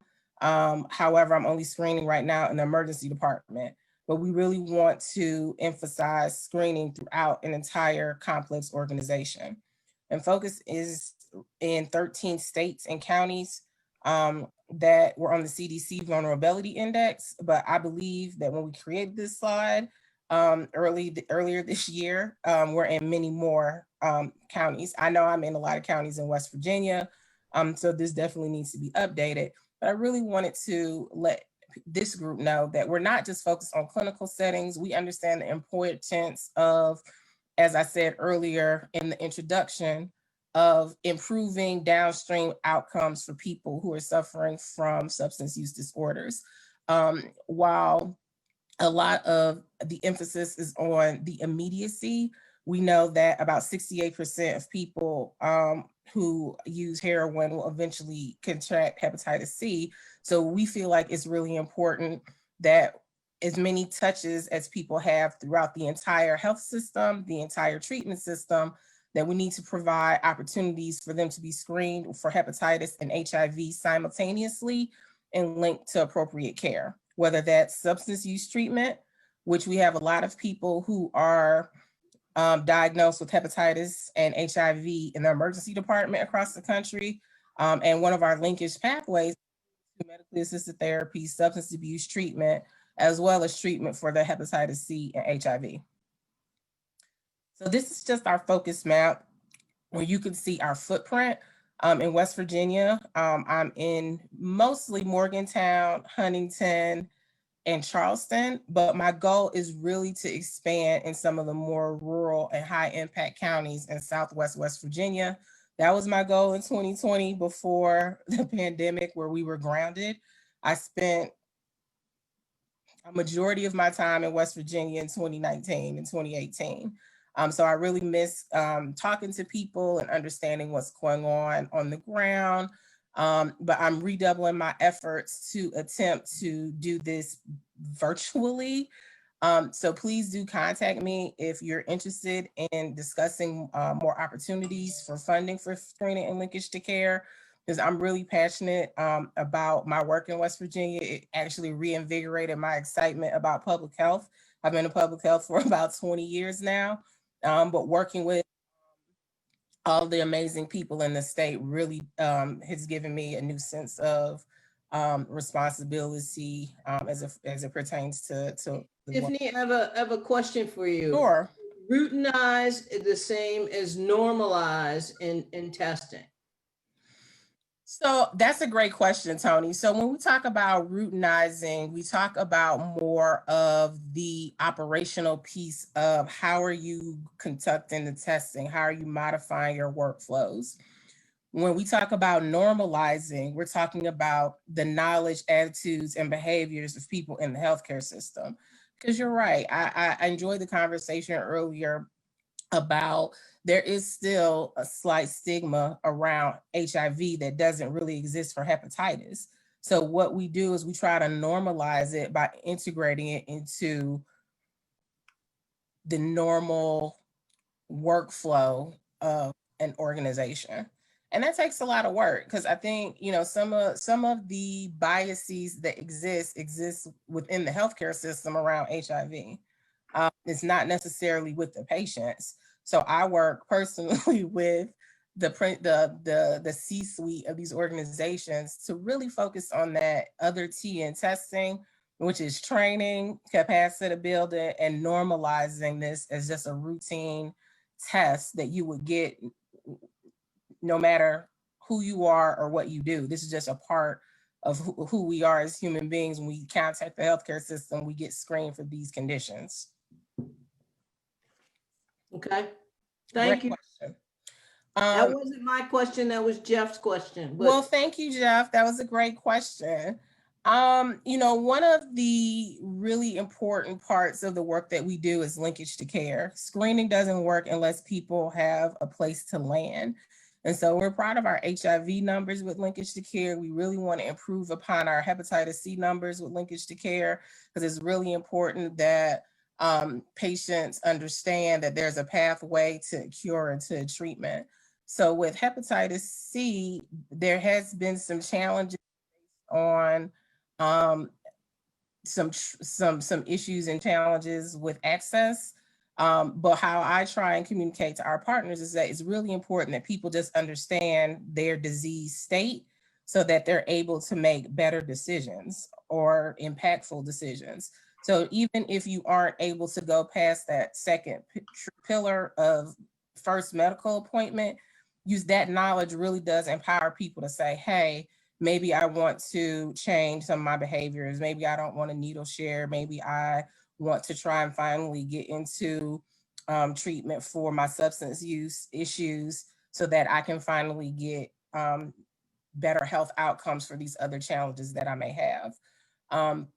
So we really, as you can do, encourage people who are our partners to try and screen for not just HIV, not hepatitis, not just HCV, but about 2/3 of our partners are screening for both HIV and HCV.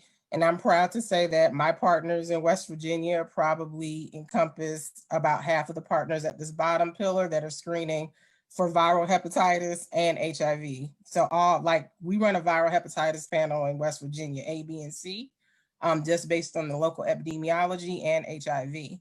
Some of the partners were now reflexing, they run a majority of HIV tests, and if someone has a positive test, then they'll reflex to a HIV test. And the reason they're doing that is because they have a low seropositivity for HIV. But we still, personally, I still think it's very important for partners to implement the U.S. Public Health Service Task Force guidelines, regardless of who you find, because of all the hotspots and clusters that are in West Virginia. So don't screen for the seropositivity you have right now. Adopt a policy for finding people in case those situations arise where you have a public health emergency in your community.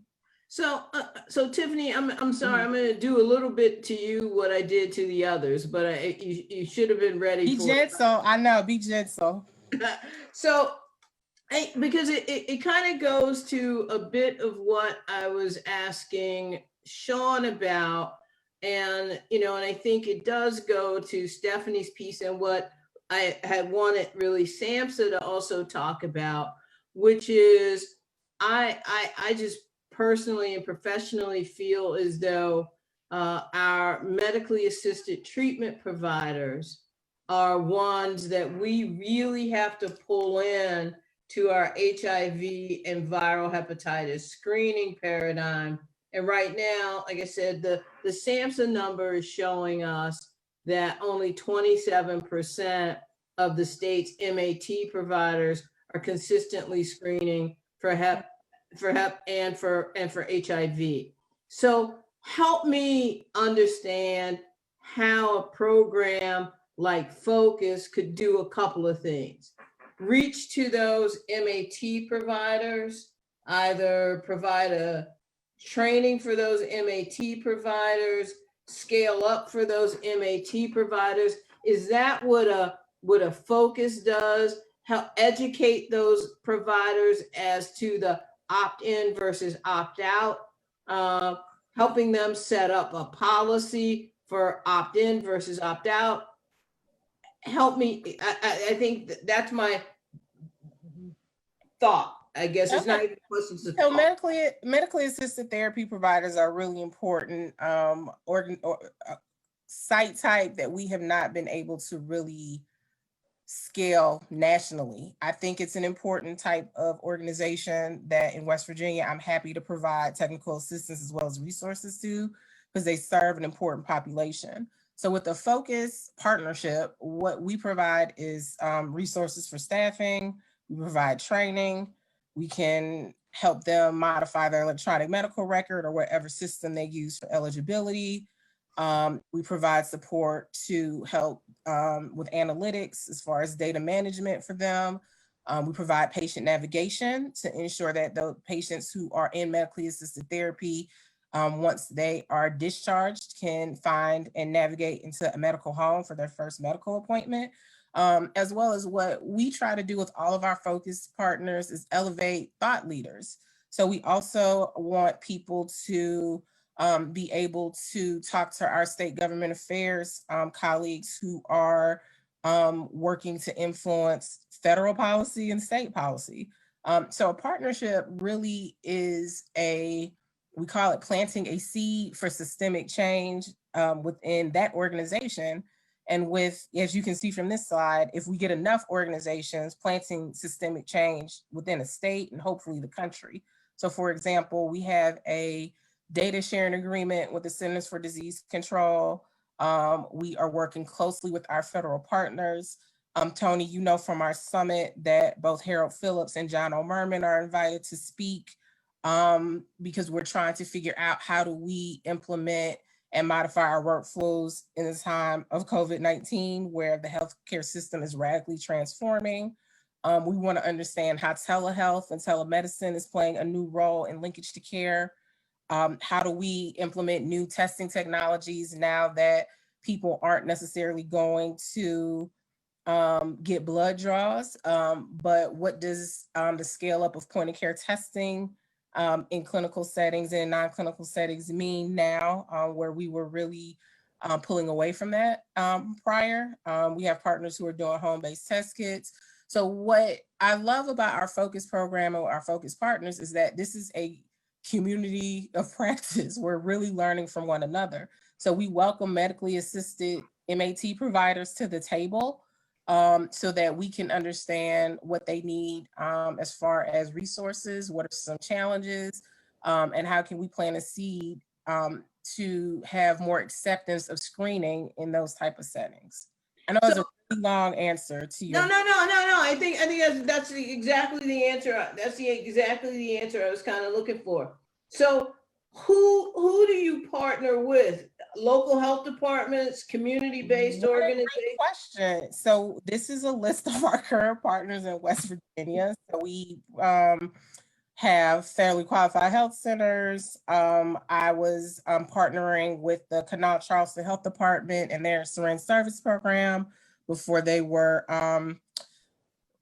suspended. Lots of local health departments, Appalachia Regional Healthcare, WVU is screening and behavioral health, the emergency department, urgent care, internal medicine, family care is in Scott Depot, West Virginia. That's another FQHC. So my goal in West Virginia is really to look at where are people seeking healthcare, and then where are people who aren't seeking healthcare, who don't feel comfortable and who are functioning outside the traditional healthcare system. Where can those people go to get screened and linked to care? So if could the state health department come to you for a grant? Yes, they can. Hey, Shawn, are you still on the phone? I'm still here. Okay, Shawn. So Tiffany, I swear to God, I didn't plan this, but now I'm gonna ask it, and everybody's now officially kind of on the spot. So let's say hypothetically, the state came to you and said,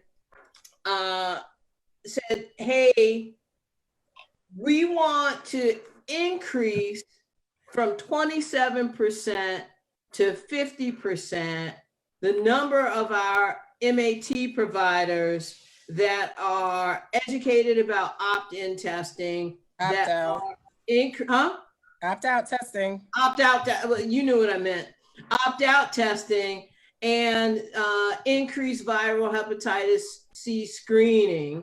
Could you work with them and then identify those organizations for some sort of like demonstration project, either with a part of the state or a selection of counties in the state, and then so that we would then have, first of all, we'd have some data on it working, that we expanded testing in those facilities, but then it was then in partnership and in collaboration with the health department, with the state health department. Shawn, I'm putting you see what I'm doing here. Shawn, get back on camera. Don't leave now.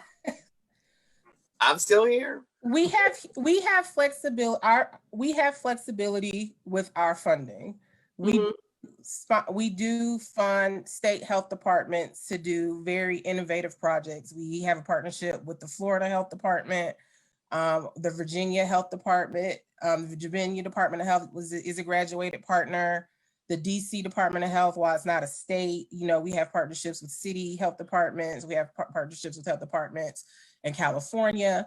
Not to put Shawn on the spot, but because we are a biopharma company, some state health departments are not allowed to receive resources from us. So I think that's just a homework assignment for Shawn.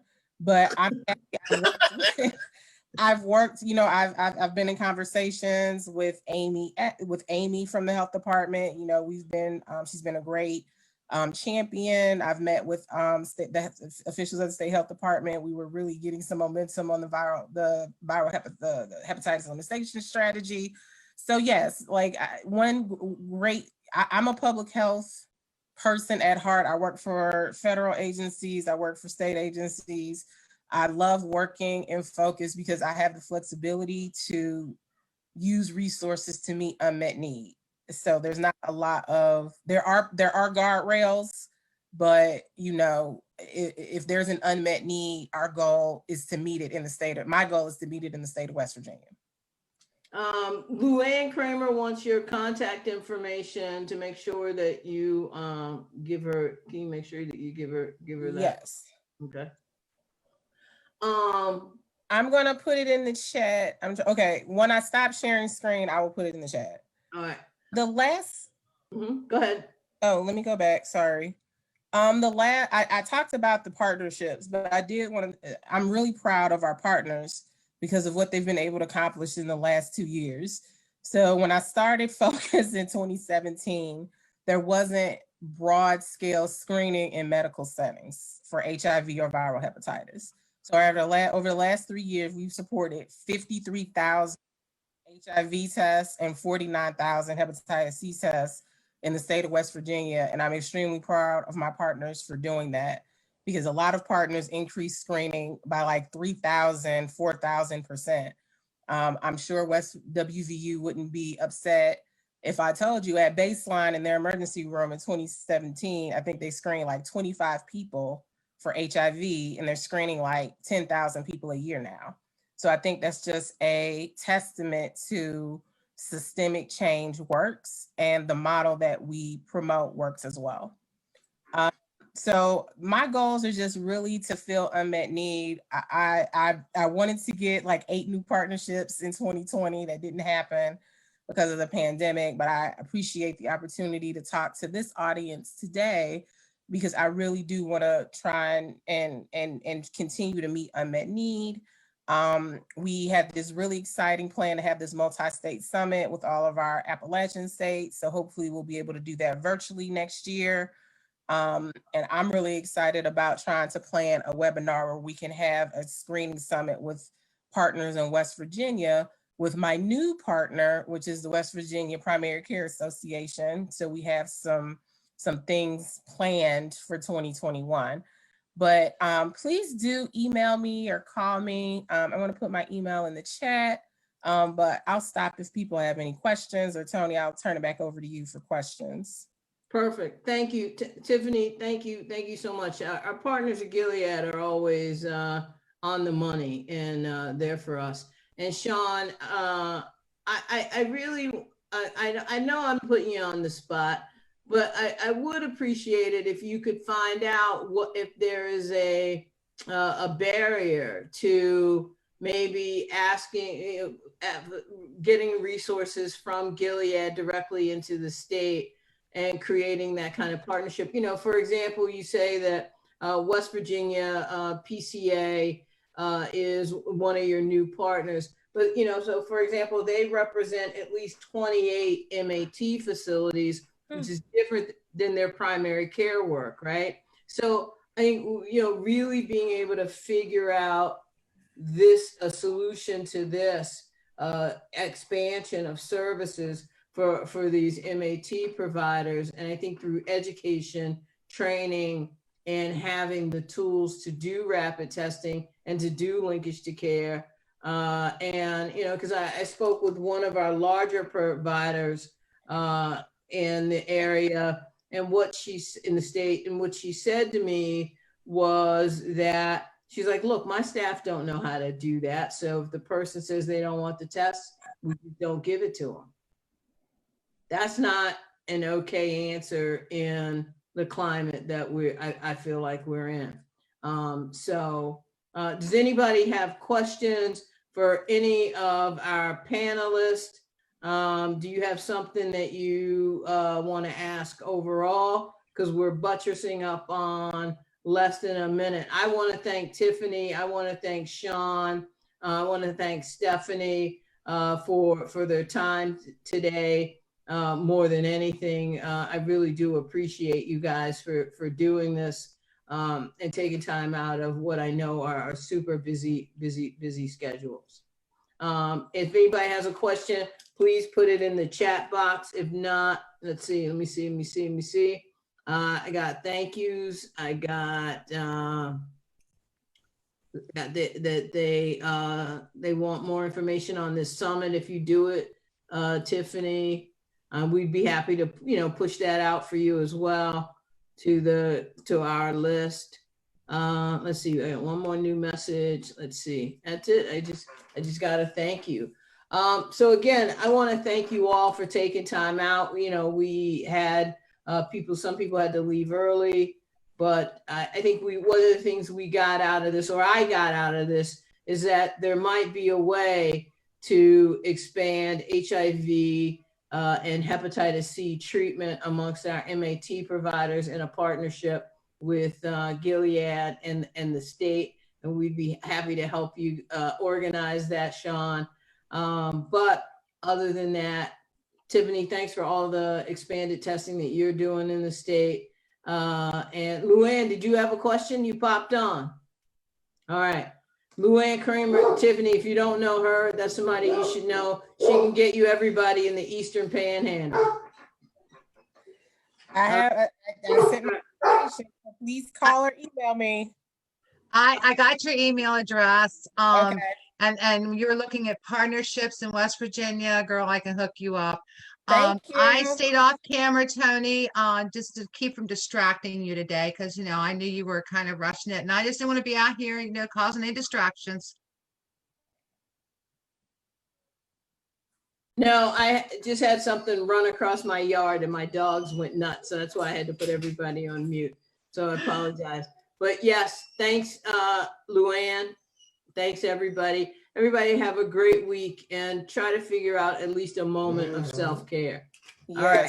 Hey, Tony, before you leave, this is Shawn. I want to say a thank you to CEG for providing the stuff you did to Manna Meals during our testing outreach. That was great. It really helped bring people in. I want to thank CEG for that, and thank you for the partnership.